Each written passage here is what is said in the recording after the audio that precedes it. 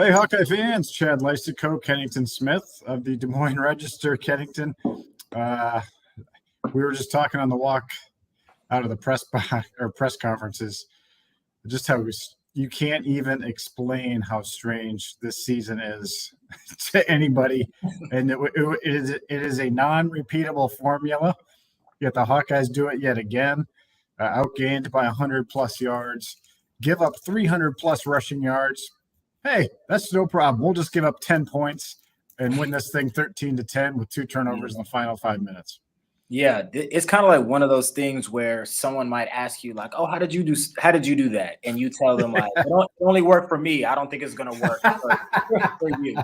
But you can say that about this year's team and last year's team. I mean, literally one of the worst offenses in the country, but you couple that with one of the best defenses and one of the best special teams unit and some timely plays and a bit of good luck considering what happened in Ann Arbor today. And all of a sudden, the path has cleared for Iowa to win back-to-back West Division titles. All it's going to take, quote unquote, is going to take is a win over Nebraska on Friday. So it's a case study for sure.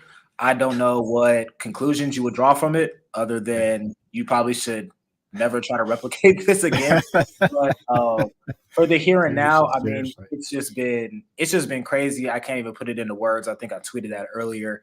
But in some ways, like this is pretty fun.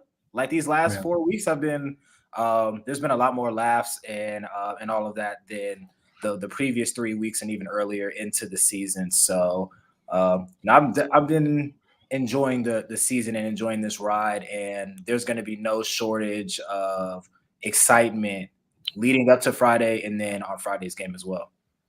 We'll talk about that later. Let's talk about the craziness of today. I mean, you mentioned it. I mean, for a while, like it looked like Illinois was gonna beat Michigan, and that was really like you needed that thing to happen because Illinois wasn't. Who knows? Maybe Illinois would have lost to Northwestern next week. Probably not. But Northwestern's lost 10 in a row. So the fact that Michigan came back and they converted a 4th down to even get in position for a winning field goal to win 19-17. And then the Hawkeyes to do what they did. Let's just go to the last 5 minutes because you look at Minnesota, they drive almost 9 minutes and 90 yards. And I mean, I'm writing my story, right? I mean, I'm like, Minnesota's getting the winning points and you got to be ready. And it's like they're going to punch it in. And then all of a sudden, fumble, Deontay Craig recovers. And like, wow, how did that happen? And then 3 and out for Iowa. They totally had a chance to go down and take the win. 3 and out. So the defense does it again. So 3rd and 7. I mean, Minnesota had rushed 15 straight plays. They had run the ball 15 straight times. Spencer Petras said in the post game, I was just basically, paraphrasing, but I was hoping they would just accidentally decide to throw the ball once because I knew if they threw the ball, we'd have a chance to win the game. And lo and behold, Fleck did throw the ball on 3rd and 7. Kaliak-Manis throws it left. Obviously, the rest. Moss deflects it. Campbell picks it off, runs it back to the 45 of Minnesota, and the Hawkeyes are in business. Well, he ran into the end zone, but anyway. What stood out to you, Kennington, as far as just the improbability and how Iowa pulled those rabbits out of their hat? Yeah, I think that it was just it was one of those things where you felt like at some point the defense was going to make a game-changing play. At least it seemed improbable as the game went on, obviously. But we were kind of talking about it with each other that it didn't feel like Iowa's defense was playing bad per se because they had only given up a few amount of points, but they really weren't doing anything to shift the game like they had been doing all season. I don't believe they had any sacks today. They had very few tackles for loss. They actually, uncharacteristically gave up a fair amount of big plays on the ground to Mo Ibrahim. And you just kind of thought to yourself, you feel like at some point they're going to make some type of big play, and that's what they did. Jack Campbell got the fumble recovery, and after that, Iowa 3-and-outs, and you think to yourself, okay, that was the play that the defense was going to make the shift the game. The offense couldn't capitalize. Now Minnesota is definitely going to just run the ball out and win. And lo and behold, I don't know the probability of them throwing the ball on that play or even them getting an interception on this one pass attempt where it seemed like over 10 minutes, and they came up with it, and it was enough for Iowa to win the game. So that's just kind of where I thought about it, was in a game where it seemed like the defense just looked so regular and they had been so special throughout the year. In the 11th hour, the special ability of the defense shows up and kind of saves the day for the team again. So that was just kind of my conclusion, and I don't want to deviate too much, but you said I don't know if you sent out a controversial tweet. I don't know if it is controversial, because it seems like people are agreeing with you that Jack Campbell is the best linebacker in Iowa history. I've been out here for all of 18 months, so he's the only one that I've seen. So I have no choice but to agree with you there. But what he did today was legendary. I think that, years from now, people will kind of look at this as the Jack Campbell game. And I think that he has really kind of like cemented himself as a program legend with what he did today. Yeah, it'll be interesting to see. I mean, I think he's got a really good shot at first team All-American. Will he win the Butkus? We'll see. But I said I'm not taking comments in my tweet, so I'm not taking comments, people, even though you're implying to me, and some of you are disagreeing, some of you are agreeing. But Campbell is just one of a kind. 6'5", 250, mean, tough. I mean, he totally changes that defense. If you took him off the defense, it would be completely different. And he is resilient. He's tough. He's there every play. And twice, he forced the fumble. In part, he got credit for the forced fumble on Ibrahim, and that's a tough guy, I'm sure, to force a fumble on. Campbell said, "I just hit him as hard as I could." Iowa gets the ball at the 9-yard line. That's just wild. And now let's give credit to the offense, Kennington. Honestly, when you look at the rushing totals, you would not expect, if you told me the rushing totals were going to be 312 for Minnesota and 59 for Iowa in this game, I mean, you would think there's no chance Iowa won, because it was going to be windy and freezing cold, not exactly ideal passing conditions. Yet Spencer Petras had a fantastic game, outside of maybe one missed throw, 50 to 24, 221. And then, I think on a human level, you just have to be thrilled for Spencer to have delivered in that moment, that 33-yard pass to Luke Lachey. I mean, how clutch was that? Because, as maligned as this offense was, they had to go score some points off that Jack Campbell turnover that was mistakenly ruled out of bounds, and they did it. And Drew Stevens, give him a hat tip too here. We haven't mentioned him, but he kicked the winning points. And, Iowa 2 for 2 on field goals. Minnesota 1 for 2 on field goals. That was a big difference in the game too. But getting back to Petras, really nice recovery from Ohio State, and really nice moment, I think, for him to get this win, kind of that game-winning drive, so to speak. Yeah, for sure. And I'm writing about that in my post-game mailbag. Mm-hmm. It really is remarkable, the turnaround that he's had, and for all of the conversations about how Iowa turned this season around and what's been the key. And the players will point to resilience, and they'll point to the daily deposits and believing in each other. And all of those things do factor in, but undeniably, quarterback play has been at the center of their turnaround. You look at what he's done in his last 4 games. He's completing 63% of his passes. He has 5 total touchdowns. He hasn't turned the ball over one time. That is one sack fumble, but no picks. One sack fumble. So he did turn it over one time. But outside of that, I mean, he's been lights out. And that is a very far cry from what we saw in the Ohio State game and the other games prior, where quarterback play was at the center of their problems offensively. It was not the only problem, obviously, but he was not doing them any favors offensively. And you look at it now a few weeks later, and Kirk Ferentz's trust in him has really paid off. And you do feel for him on that human level. He really didn't get into that too much. That's just not really the type of person he is. In the post game, he was asked about what this all means for him, and he said, it's more about the team success.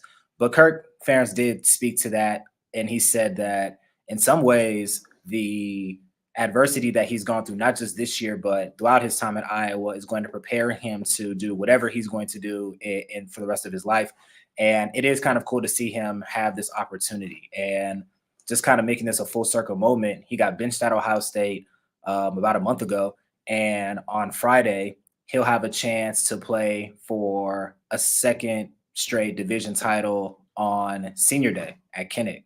So, someone were to tell you that not only he will be starting in the last game, but it will be for the division title a month ago, you would be calling him crazy. But that's the situation that I was in. And, it really is kind of like one of those feel-good stories. Absolutely, yeah. Spencer, upstanding guy in the face of criticism. Amazing the positive attitude he keeps internally.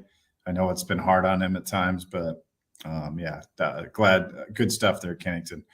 And let's talk about this Big Ten West. I mean, it was funny. We were you and I were hanging out a little bit last night, and seeing some Big Ten West commentary on the TV. Saw it a little bit on game day this morning. Oh, the Big Ten West sucks, and yeah, it is not the prettiest division in the world. But if Iowa can pull off this win Friday, and I don't think it's going to be an easy thing. I mean, Nebraska almost beat Wisconsin today. Probably should have. So yeah, don't count on that for sure. But if Iowa can do it, it will have definitely earned the Big Ten West title because it faced Michigan and Ohio State. None of the other teams that had to go, to win this would have had to face both those teams. And in fact, some of them, like Purdue, faced none of them. Same with Minnesota, faced none of them. Yet Iowa would, very well could emerge as a Big Ten West division champions. And I feel like it would be a worthy championship, and just because of the way that this has been a resilient team. It's the story of the team. I know we're kind of regurgitating the same points here, but I don't know. I feel like people out there are going to say, "Oh, Iowa backed into it" or something, but they actually the opposite. Yeah. They're charging back from like the bottom of the bottom, like 3 straight weeks almost. And yeah, last year you could say they backed into it because they needed help on the back end to get to the Big Ten West Championship. This year, their destiny was pretty much placed in their hands by Michigan. They had to go out and win today, and they have to win next week. They don't need any help besides that. So this was kind of like one of those like opposite type of things. Like last year, yeah, you could say they backed into it. This year, they had to go out and win it. And this was not a game, won by any means. And I mean, honestly, Iowa has been an underdog in every game that they've played except for Northwestern during this streak. It's not like the odds makers have been crowning Iowa as some team that's going to, get hot in November or go on the streak, and isn't as expected. If you were a betting man or a betting woman and you placed money on Iowa to cover the spread or the money line these last few weeks, you would have made yourself some money because they've been, plus odds throughout this entire time. So I would agree with you on that point as well. Unmuted. There we go. Unmuted. I was just trying to find what PJ Fleck had to say today. I mean, obviously that's, it's 8 in a row now against the Gophers. I mean, talk about another crushing blow. I mean, Iowa seems to just find a way against these guys every year. It's crazy. Why you 7? Go ahead. I was gonna say why you look for that. I know some people in the comments were wondering about injury updates. So Sam Laporta left in the first quarter. There really isn't a hard update on him other than Kirk said that they'll find out in the next few days. There is a little bit of severity to it just because he couldn't return. And Kirk said that in the post game. He said it was serious enough that he couldn't come back. We'll just monitor it over the next few days. So his status is up in the air. And Madi Pottebaum was injured in the game. I don't recall on what play, but he also couldn't return. So his status is a little up in the air as well. I think other than that, they made it out of the game pretty healthy. Yeah, I'm not seeing too much like anything crazy that PJ Fleck said, but certainly basically said, you can't do what they did in the last 5 minutes against Iowa and expect to win. And remember, he talked about it in his press conference on Monday, like Iowa, if you give them a chance to make an interception, they're going to make it. And Jack Campbell made that interception. So do you want to do 3-word headlines, or do you want to do division title talk, or what do you think? What do you got? You want to look at the box score? I mean, I'll say this about the Iowa's offense in the box score. For them to have lost Sam Laporta, Luke Lachey played really well today, and it was a career day for him, and it came at a very timely moment. And he stepped up. He had the 33-yarder that set up that score, so you have to tip your cap to him. Addison Ostrenga didn't accumulate a lot of statistics, but he played a lot today in those two tight end sets. And I'm going to write a little bit more on the tight ends after this game, but you have to give your tip of the cap to that unit. They've been the most consistent of any on the offense throughout the year. They've just kind of been like that one constant that has consistently played well. And Abdul Hodge is somebody who I feel like should be getting a lot of attention for the job that he's done as tight ends coach. He, linebacker throughout his life, he's played all defense. This is his first year coaching offense, and he did inherit some pretty good players, but there's a level of development for somebody like Lachey and Ostrenga to come into this moment in the biggest game of the year and play well. So that's probably what I will point to first on the box score is just, Sam Laporta did go out, and that is unfortunate. If he cannot continue to play after this, then that would obviously be a huge loss. But Iowa's, tight ends that could play today stepped up in a major way. Yeah, that would be a huge shame if he could not return this season, for example. I don't know. He was on the sideline, so and he didn't have like any huge wrap on or anything like that. But we don't know. They'll find out more later. Iowa with Campbell 10 tackles. I wanted to give a hat tip to special teams. I know I mentioned Drew Stevens earlier. That was very clutch. But let's talk about Torrey Taylor's punting and Cooper DeJean downing the ball at the 3-yard line and making tackles, inside the 5 on special teams, and returning punts nicely and giving Iowa opportunities. I mean, that to me is what allows your defense to only give up 10 points because Minnesota has to go that much further down the field, and that all adds up. That whole cumulative thing adds up. So credit there. Let's see what Taylor, 5 punts, average of 42.4, but he was pooching a few of those, 4 inside the 20. Their punter, 3 punts for 39.7, and Iowa had 24 yards on punt returns with 2 nice ones from Cooper. So, and then just one last little hat tip while we're throwing them out. I thought Brody Brecht made a couple really nice, tough catches today. Kept the chains moving. Those were big time throws, big time catches, not wide open. And Iowa needed those. Every little bit helped today as the Hawkeyes almost got to 300 yards. I mean, if not for those bad snaps, I think they might have got there. I think they would have got there, actually. 280, but 21 yards and lost bad snaps. So right. And offensive line.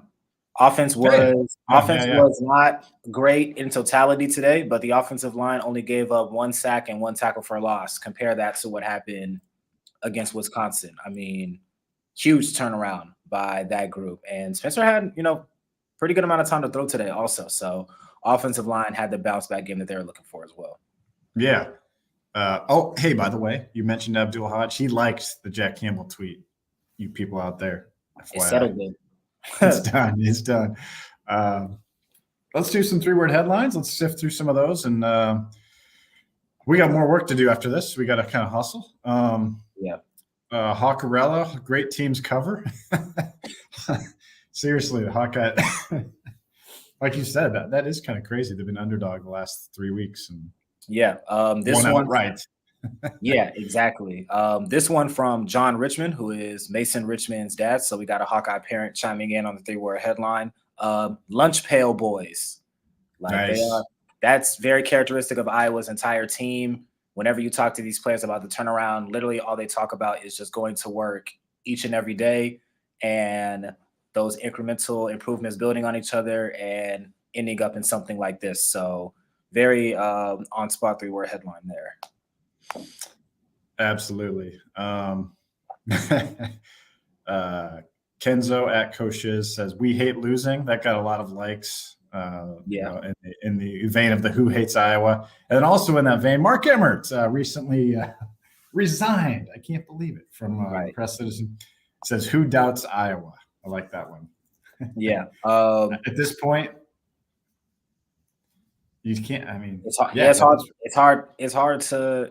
It's hard to explain, but it's hard to doubt. Exactly. Gabe Johnson checking in. Nice. Scrap, fight, win. Definitely. No Mo problems. Iowa fans do not have to see Mo Ibrahim anymore. Like that was the finale of him versus Iowa. He definitely made him work for it. Kirk, we trust ? Again, he was getting questioned a lot at Ohio State, interrogated, some might say, and he's completely turned it around in the last month. And Iowa's rolling. Jennifer M says Floyd is Iowan. At this point, Floyd does have, I think, long-term residency in the state of Iowa. Yeah. This from Tim Kluinder, November to remember. Yeah. Hey, we did. Yeah, good point. We haven't pointed out that's 14 straight November wins now for the Hawkeyes. Going for 15 now. Yeah. From Hawkeye Game Film, chiming in again for nice. He's been like a consistent contributor to these 3-word headlines as of late. Improbable, incongruent winners. Nice. Hawkeye football even did its own 3-word headline for us.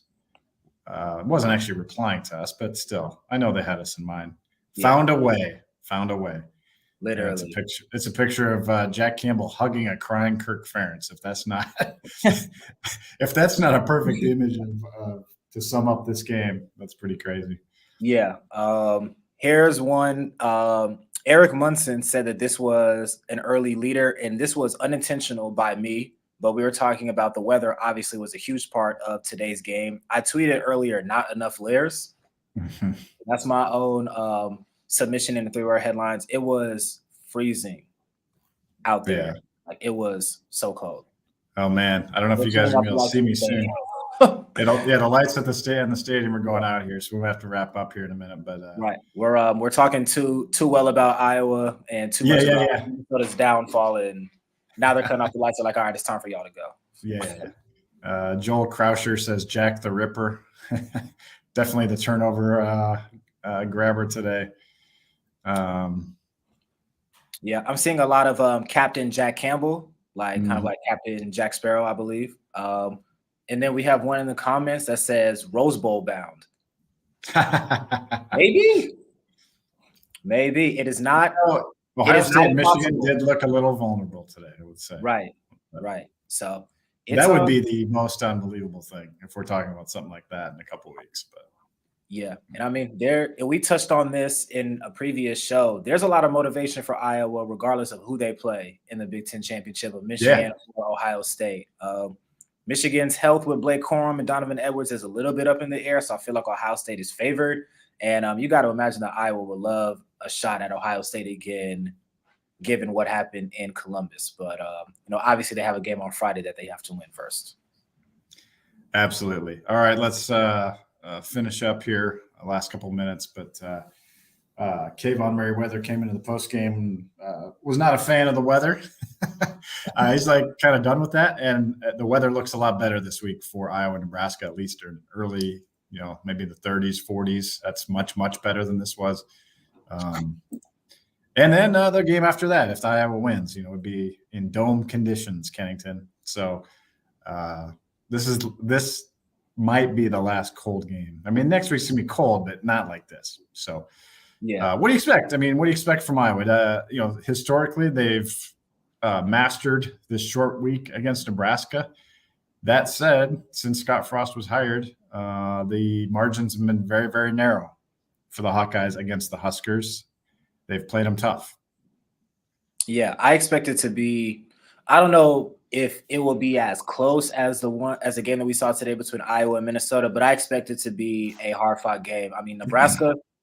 Say what you want about them as a program and the amount of games that they've won. They play hard. It's not like they're a team that lays down. And you can see that even without Scott Frost, Mickey Joseph has been the coach, and they haven't won many games. I don't know if they've won any games with Mickey Joseph as head coach, but they've played hard. Yeah, they did. Yeah, they did. They have, and well, they've played hard, and they gave a great effort today against Wisconsin. So I don't think Iowa's going to be expecting them to roll over. And I don't expect Nebraska to do that either. So I was going to have to come to play, and Nebraska will love nothing more than to ruin Iowa's bid at a Big Ten West title. This is their bowl game for Nebraska. They are playing for a trophy, so they can they can go into Kennington, win the game, grab a trophy, spoil Iowa's season. So there's going to be plenty of motivation on their side.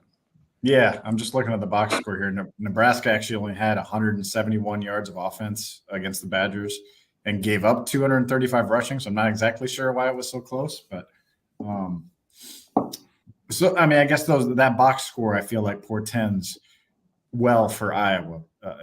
A Nebraska team that gives up a lot of yardage typically, especially on the ground, and then again their offense. They did get Casey Thompson back today, but still only 106 passing and 65 rushing for the Huskers. So I like Iowa's chances, but I would guess the spread's going to be under a touchdown, maybe like around a touchdown, something like that. Be my guess. Yeah. But in my mind, I was thinking 5.5 sounds about right. Yeah, maybe 6. Yep, I like it. All right, Kennington, any final words? This was crazy. I'm at a loss for words, but this has been a wild ride. I'm looking forward to continuing on this journey, and let's go get some canes. Yeah, that's the plan. We got to get some it'll be a short week for us too. So a very compressed week of coverage. But if your last comment would be, if you're on the fence or aren't sure what your Friday plans are, I'm sure there's a lot of tickets available at Kinnick, even though it's sold out, with people on holiday and people haven't given up on the season a while ago. So this is a good group of seniors. You think about all of them that are just spring to mind right now. I mean, like Noah Shannon, Jack Campbell, Riley Moss, Kayvon Merriweather, Spencer Petras, Seth Benson, Sam Laporta, a huge group of seniors here that you can send off. I mean, this is a big, major group. So, and I know I'm forgetting many Terry guys. Roberts. Terry Roberts, potentially. Yeah, I mean, I'm sure they'll all walk. Yeah, I'm sure they'll all walk. Yeah, this is presumably the last game for some guys. Obviously, some can come back, but classification seniors is what we're talking about. Yeah. It's just it's gonna be here before you know it. So come on out and cheer on the Hawkeyes and celebrate this. And don't worry about Caden Proctor right now. Just enjoy this chance to win a West Division title. Yeah, Caden Proctor is probably not deciding anytime soon, but Iowa can walk away with 3 trophies in 6 days. Not a bad run. Yeah, well put. All right, thank you, Kennington. For Chad Leistikow, Kennington Smith, we will be back at you early next week to preview Iowa versus Nebraska. Take care.